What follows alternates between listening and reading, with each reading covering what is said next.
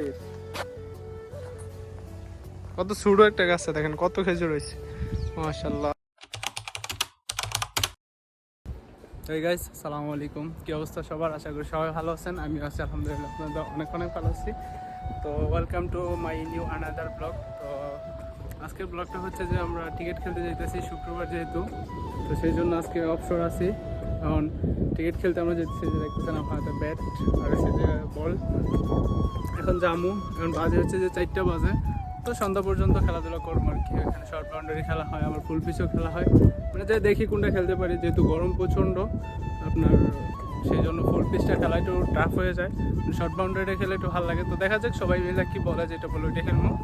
তো ভিডিওটা সাথে থাকেন, আর সবাই ভিডিওটা ভালো লাগলে অবশ্যই লাইক কমেন্ট করেন। আমি আপনাদেরকে পুরো ভিডিওটা দেখাইতে যাব, যাতে আপনারা ভালো করে দেখতে পারেন। তো আপনারা দেখতেছেন যে সামনে দুইজনে স্ট্যাম্প নিয়ে যাইতেছে, আমি পিছনে আসতেছি, পিছনে আরো লোক আছে। দেখেন আমরা যেখানে খেলি মাঠের এখানে দেখেন কত সুন্দর খেজুর, স্থির। কত ছোট একটা গাছে দেখেন কত খেজুর হয়েছে, মাশাআল্লাহ। এটা সিঁড়ি বাদ দিবেন। তো আমরা এই মুহূর্তে এখানে কিছু ম্যান আসছে, আমরা আসছি, তো আরও লোকজন আসতেছে।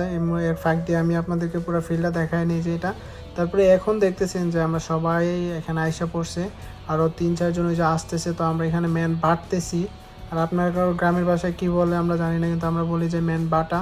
তো এখানে যে যার মতো করে নিতে আছে বাইকটা, বলতে কি 2 জনে 2 ফাই দিয়ে তারপরে ম্যানগুলো বাড়তেছে। তো দেখেন বাটা শেষ করে এখন আমরা খেলতে নেমে গেছি। তো আমরা হয়েছে যে এখন ফিল্ডিং করবো।